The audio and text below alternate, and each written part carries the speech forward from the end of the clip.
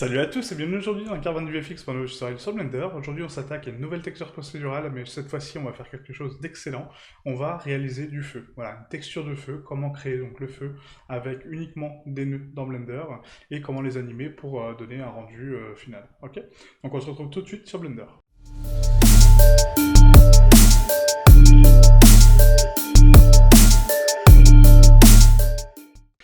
Voilà, donc on se retrouve sur Blender, donc du coup on va commencer par donc, ranger un petit peu notre scène, hein, d'accord. Donc on ouvre la dernière scène qu'on a créée ensemble, donc les rondins de bois, d'accord. Donc si vous ne l'avez pas, je vous l'invite à la télécharger directement sous la vidéo des rondins de bois, d'accord, pour avoir donc le fameux rondin de bois procédural, ok. Donc là on va ranger un petit peu, donc je vais créer une nouvelle collection. Cette collection, donc on va la rappeler, donc ici, mèche procédurale, hop, comme ça, avec un A s'il te plaît. Hop, voilà. Donc je vais mettre donc, mon rondin de bois dedans. Et là, je vais ici créer donc scène texturing. Voilà, vraiment pour organiser un petit peu les choses. Ici, je vais renommer ça sphère. Voilà. Et le plan, donc voilà, il va ici. Donc la caméra, celle-ci, je peux la supprimer, c'était la caméra de rendu de mon rondin, donc peu importe. Et là, je peux masquer donc ma collection, d'accord. Et celle-ci, voilà, donc on va réafficher mon plan et ma sphère. Là, rappelez-vous, on l'avait désactivé ici, hein, donc au niveau du viewport et des rendus, d'accord. Donc je recoche tout.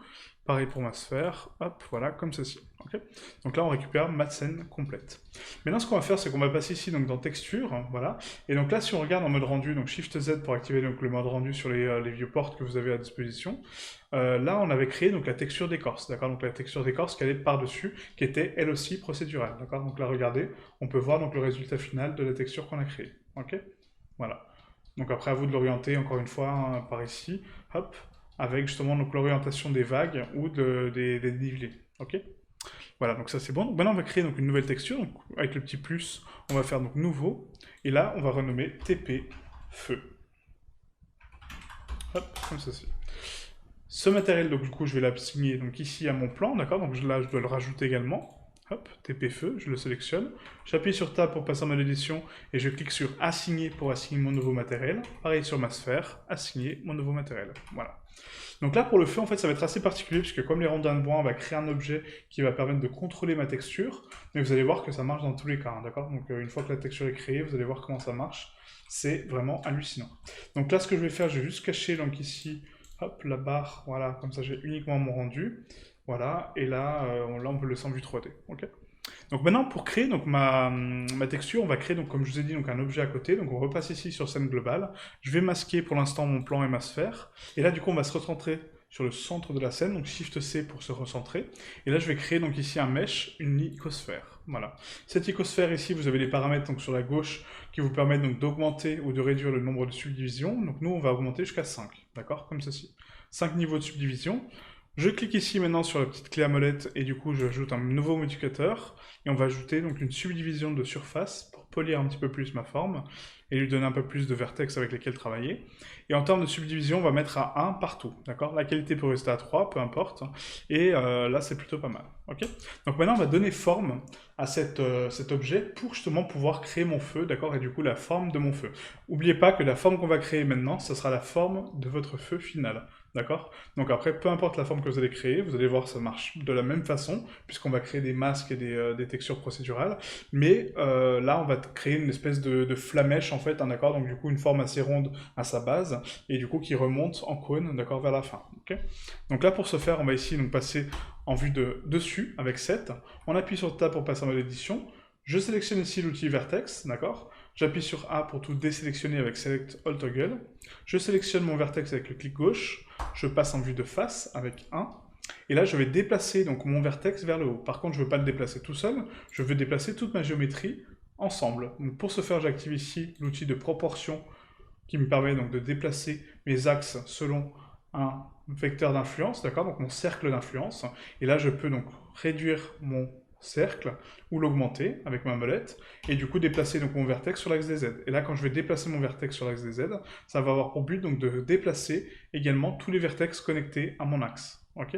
Donc là on va faire donc G, Z et je vais déplacer donc mon vertex vers le haut, d'accord. Donc là on va l'augmenter donc de 3 carrés à peu près, hein, d'accord, donc 3 lignes, voilà comme ceci. Et à vous de régler donc, la densité de votre cercle, d'accord, pour avoir une plus grosse influence. Donc là ça me paraît pas mal, ok, donc j'ai une base qui est vraiment propre. Et maintenant, ce qu'on va faire, on va appuyer sur Z pour passer en fil de fer. Et là, je vais sélectionner uniquement les vertex du haut, d'accord, donc les parties du haut. Donc ici, on va appuyer sur B, hop, pour l'outil donc de sélection rectangulaire, d'accord, donc de l'outil de sélection manuelle, et du coup, on sélectionne uniquement les vertex du haut, d'accord, comme ceci. Ces vertex-là, du coup, je vais vouloir les aplanir, d'accord, donc pour les couper, pour enlever cette cime, d'accord, qui me plaît pas. Donc là, pour ce faire, donc je désactive ici mon outil de proportion, S pour scale, Z pour l'axe des Z, et je tape 0, pour les remettre tous à 0, et du coup tous au même niveau, d'accord, pour justement couper cette pointe qui me plaît pas, d'accord. Donc maintenant cet objet, on va le texturer pour donner vie à notre feu. Donc vous allez voir, c'est vraiment parfait. Donc là, je vais lisser ma forme, on va ici donc également lisser les normales, hop, on va les lisser donc à 180 degrés, d'accord, parce que c'est un objet circulaire. Voilà, et là ça me paraît pas mal. Ok. On passe sur mon onglet texture. Là, je vais recentrer un petit peu mes vues pour voir un petit peu ce qu'on fait. Donc là, ma texture, il faut que je l'applique aussi à cet objet, d'accord. Donc on retourne ici sur les textures, TP feu, et voilà. Donc pour ma texture de feu, il faut réfléchir en fait comment je vais donner vie à mon feu. Par quelle forme? Qu'est-ce qui constitue mon feu? De base, j'ai de l'émission, d'accord, donc ça émet de la lumière. Un feu, c'est quelque chose qui éclaire. Ensuite, j'ai de la distorsion pour créer mes flammes, d'accord. Et ensuite, j'ai de la transparence, puisqu'actuellement mon feu ne ressemble pas à cette forme, d'accord. Donc là, c'est juste un conteneur pour contenir notre feu, mais c'est pas la forme de mon feu, d'accord. Pour créer la forme de mon feu, on sait que le feu, donc du coup, a une transparence, puisque c'est des flammes, d'accord. Donc c'est pas un élément qui est en 3 dimensions, c'est des flammes en fait uniquement. Donc du coup, il faut un canal de transparence, d'accord. Donc là, c'est ce qu'on va créer. Donc je supprime mon BSDF guidé. Ici, je vais appliquer donc un shader de mélange, d'accord, puisqu'on va mélanger donc deux shaders. On va mélanger notre émission qui va donner donc la lumière qui va sortir de nos flammes et la transparence qui va permettre donc de cacher les zones où on ne veut pas d'émission ni de flammes. Ok. Donc là, on rajoute donc shader émission, hop, comme ceci. Mon émission va aller donc sur le canal 2, d'accord, donc le deuxième canal, et mon premier sera mon shader de transparence, d'accord. Donc rappelez-vous, ça on l'a déjà vu hein, pour le canal de transparence sur plusieurs tutos. Quand vous êtes sur Eevee, il faut activer le canal de transparence dans les réglages de votre matériel. Hein, d'accord. Donc là, ce qu'on va faire, réglage. On va ici donc dans mode de mélange, limitation alpha, d'accord. Donc là, ça va avoir pour but donc, de faire disparaître mon mesh, c'est normal. Et le mode d'ombrage, par contre, on le met en aucun, d'accord. Il n'a pas d'ombre puisqu'il est transparent, d'accord. Comme ceci. Maintenant, on va créer donc un masque qui va influencer donc ces deux valeurs, d'accord, pour déterminer quelles zones sont transparentes et quelles zones ne le sont pas. On va créer également donc une rampe de couleur pour régler la densité de mon feu, d'accord, donc les variantes de couleurs, et mon transparence reste par défaut, ok. Donc maintenant, ce qu'on va faire, c'est déjà créer donc le dégradé de couleur, justement, qu'on veut. Donc convertisseur dégradé de couleur. Pour pouvoir voir un petit peu donc mieux mon shader d'émission, je vais le mettre ici en facteur de 1, d'accord. Comme ça, on a 100% d'émission. Et là, je vais raccorder ma couleur à ma couleur d'émission. Cette rampe de couleur, maintenant, va me permettre donc de créer un dégradé de couleur personnalisé pour pouvoir donner vie à mon feu, d'accord. Donc là, je vais rajouter 4 valeurs, d'accord, donc 4 densités de couleurs, et du coup, donc les premières seront noires, d'accord, donc ça c'est basique. La deuxième sera du rouge bien pétant, hop, comme ceci, voilà. La troisième sera donc de l'orange, d'accord, donc pensez au dégradé, hein, d'accord, donc rouge, orange, et la dernière c'est du jaune, hop, comme ceci, voilà. Ok. Et là, j'ai créé un dégradé donc, de densité de rouge, voilà, mais qui est donc une densité de rouge ici avec un dégradé qui va donc du noir au rouge au orange et du orange au jaune. D'accord. Donc là, c'est parfait. Ça me servira pour texturer mon feu par la suite. Ok. Maintenant, ce qu'on va faire, c'est créer notre masque qui va permettre donc de contrôler, rappelez-vous, les densités de transparence et les densités d'affichage. Donc pour ce faire, on va ici créer donc une texture de bruit. Hop.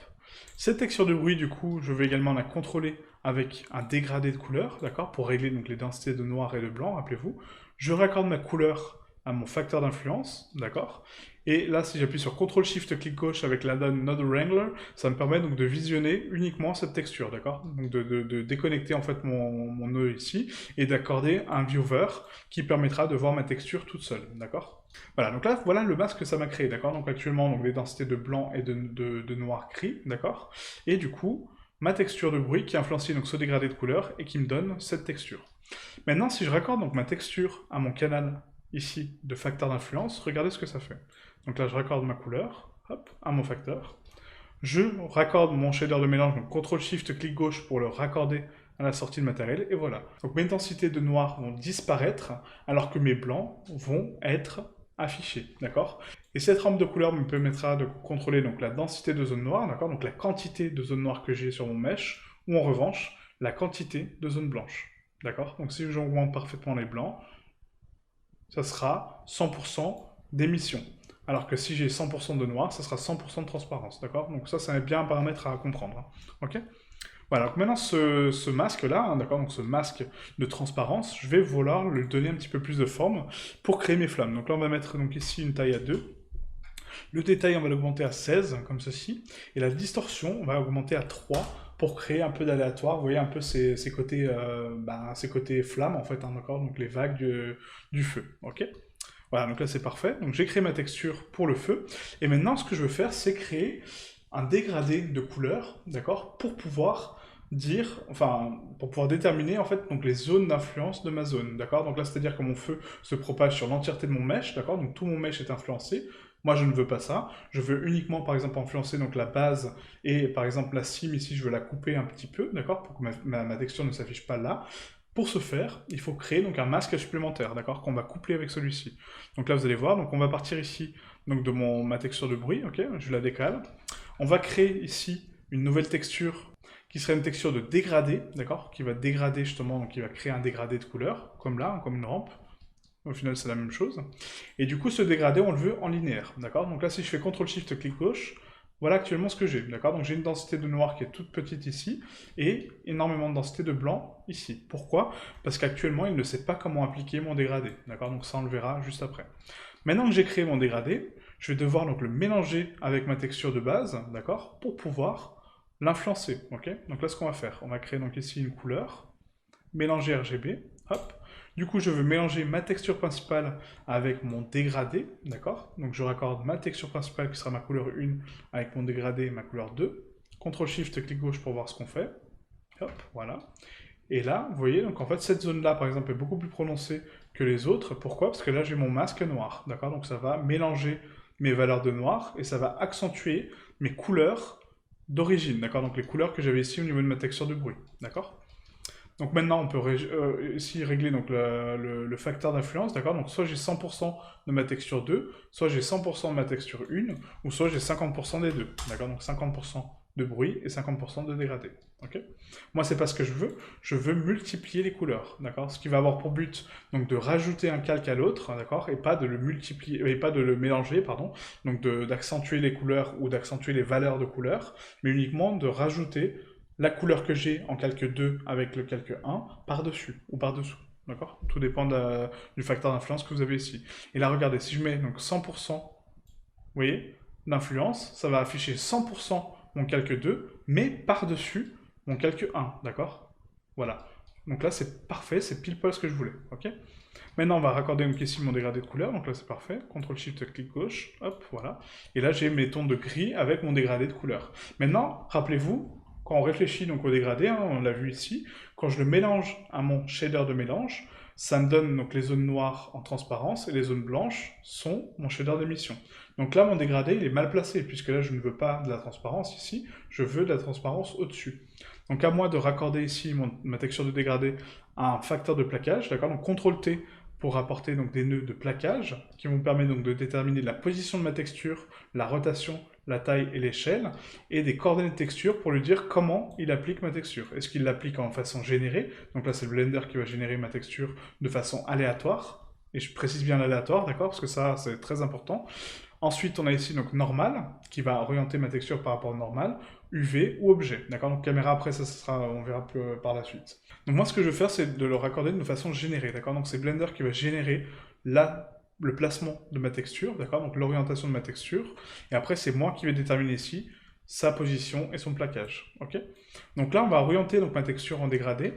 Et du coup, là, il faut réfléchir en 3 dimensions. Donc actuellement, mon dégradé, il est sur la gauche. D'accord? Donc là, je suis en vue de face hein, avec 1.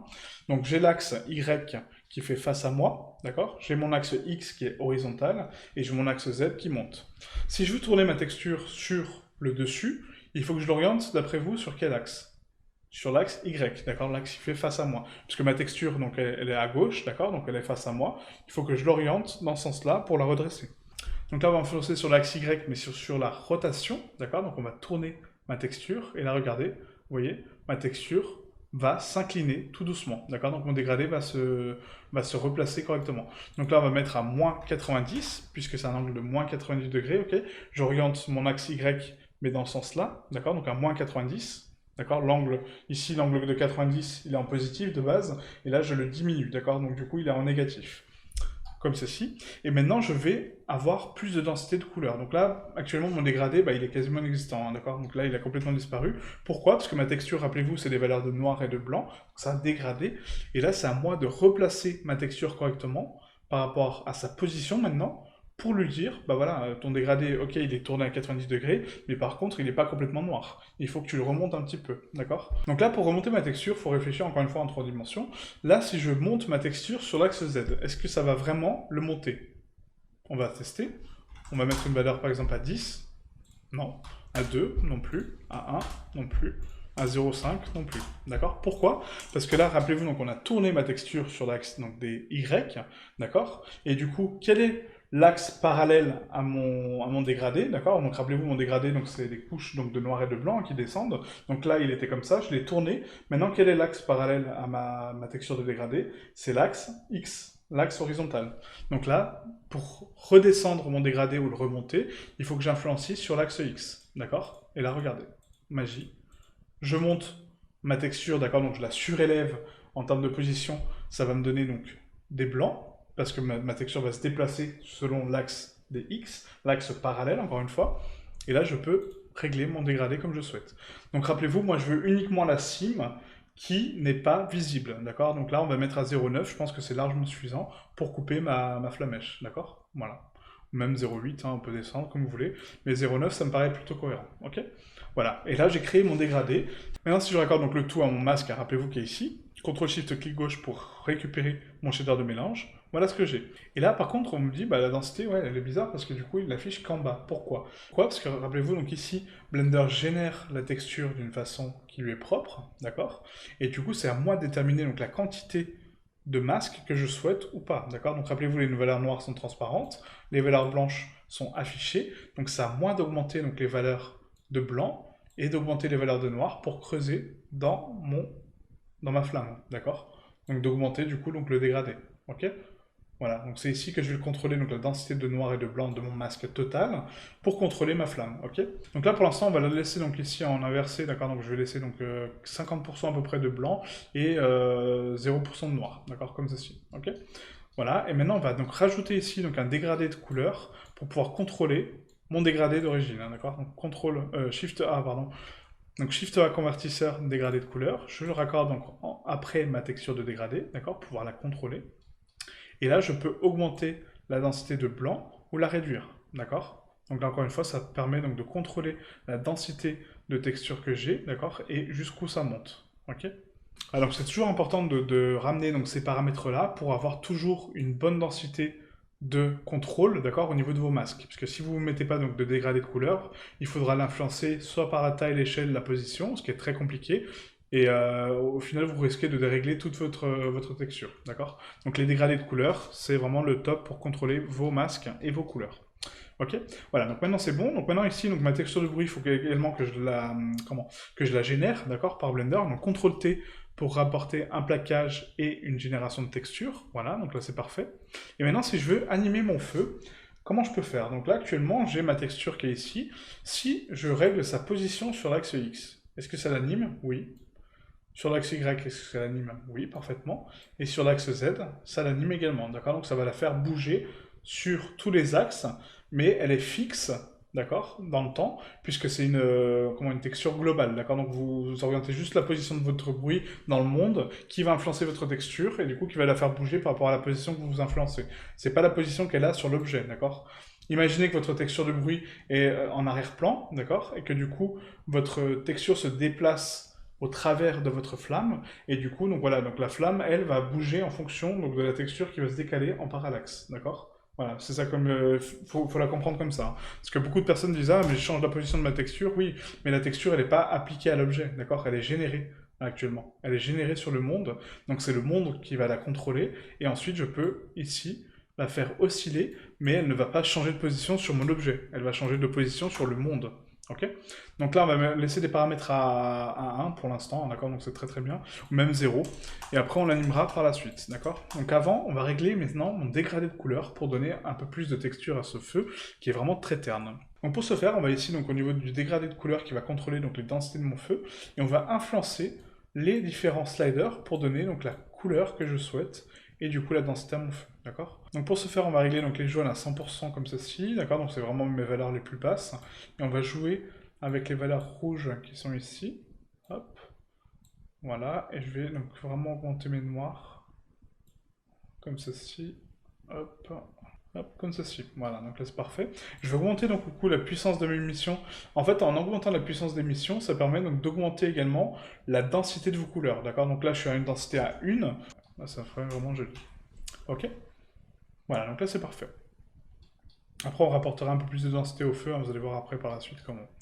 Sauf que là, donc maintenant qu'on a créé donc, nos textures et du coup notre masque et voilà tout ce qu'on veut, ici il faut que j'indique en fait une chose à Blender, c'est que rappelez-vous, quand je vous ai dit que Blender, quand on raccordait donc des coordonnées de texture en généré, c'est lui qui générait les textures. Mais est-ce qu'il les génère toujours de façon identique? Non.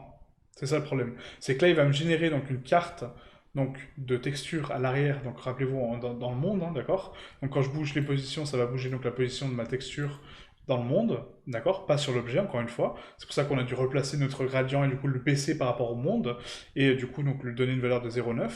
Et là, j'ai créé donc une génération ici. Mais par contre, j'en ai une autre ici, d'accord? Donc ça va me créer deux générations. Ça va me générer donc ici une texture avec une certaine valeur, ici une autre. Si je veux avoir donc les mêmes densités, les mêmes valeurs sur les deux, il faut que je raccorde exactement les mêmes coordonnées de texture. D'accord? Donc ça c'est très important parce que je vois beaucoup de personnes qui créent à chaque fois donc des nœuds de texturing sur différents objets. Donc ça marche si vous voulez pas du tout la même densité, d'accord? Mais par contre quand vous voulez la même densité et créer une cohérence entre les textures, d'accord? Donc entre ma texture de dégradé qui contrôle ma quantité de flamme, d'accord? Donc là c'est deux textures dépendantes. Il faut que les deux soient générées en même temps, d'accord? Il ne faut pas que ça soit séparé. Donc voilà. Après, toutes les textures qu'on a faites, elles, par contre, sont indépendantes, d'accord? J'aurais pu mettre des coordonnées de texture à chaque fois, chose que je n'ai pas faite, parce que j'aime pas, mais on aurait pu faire une coordonnée de texture à chaque fois pour générer plus d'aléatoires, par exemple, d'accord? Parce qu'elles sont pas dépendantes. Alors que là, c'est dépendant, puisqu'on crée une animation avec, on est en train de créer une texture de feu, et du coup, mon gradient est dépendant de ma texture de flamme, et inversement, ok? Donc pour ce faire, on va raccorder donc n'importe quelle génération, hein, donc là, je vais supprimer celle du gradient, hop, et on va raccorder donc ici ma génération, ici. Hop, voilà.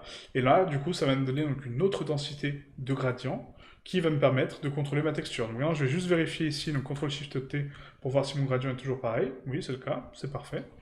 Et du coup, ma texture 2, hop, on va voir à quoi ça ressemble. Voilà, c'est parfait. Ok?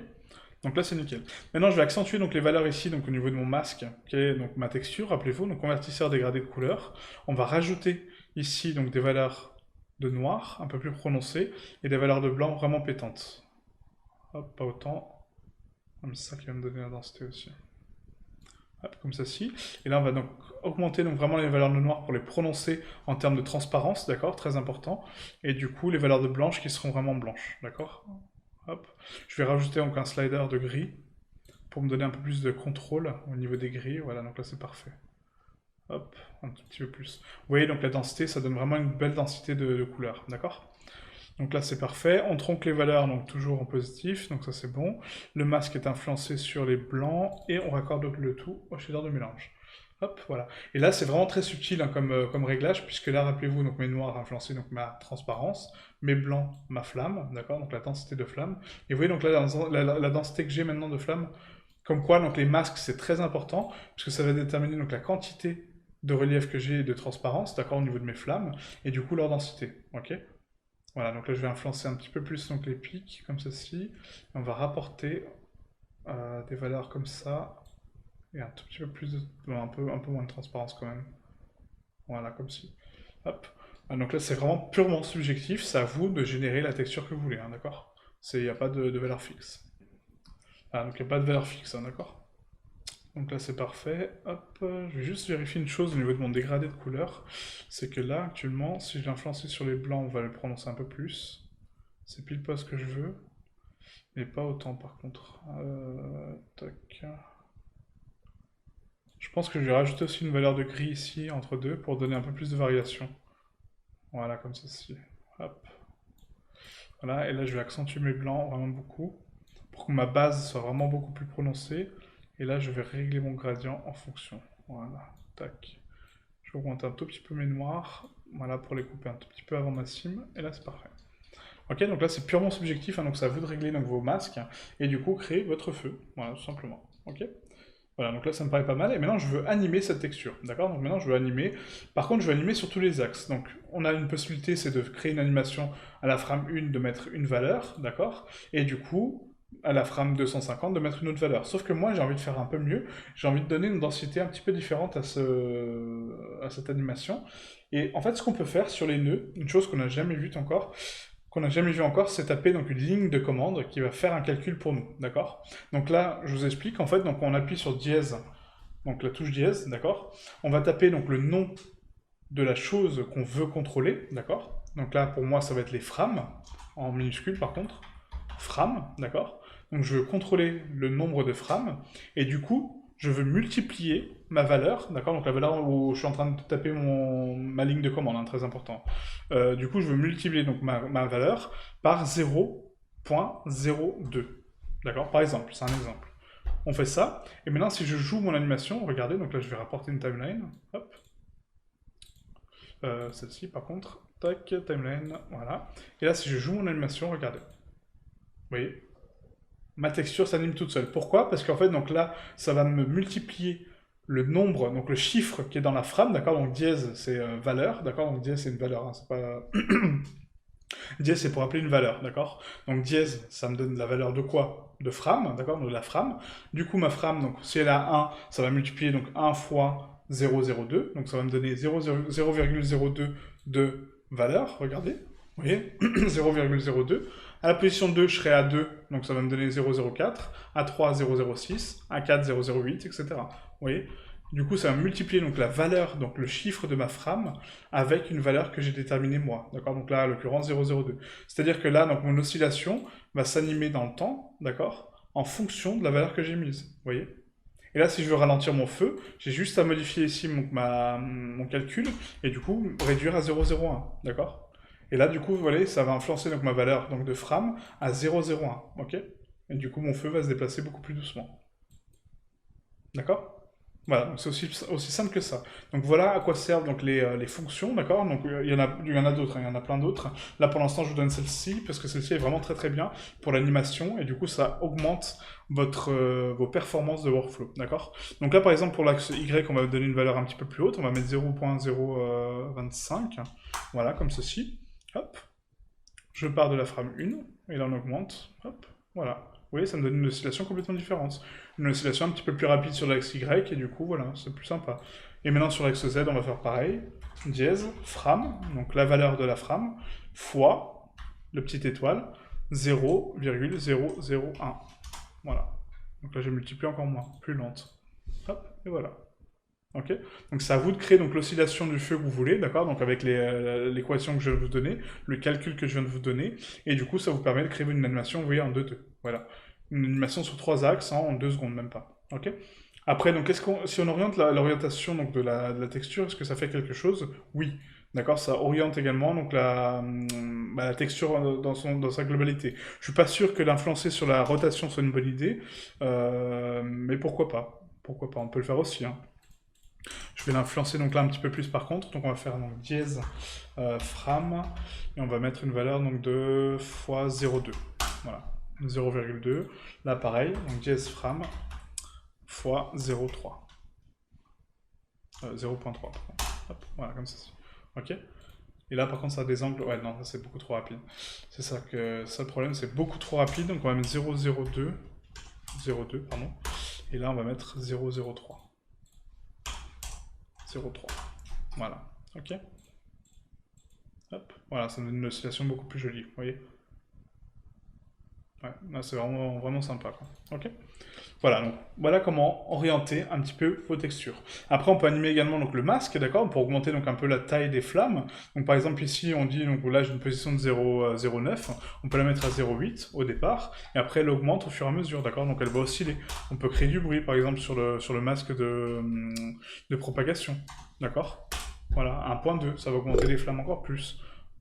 C'est vraiment à vous de le régler, c'est vraiment très subjectif hein, comme valeur, hein, d'accord?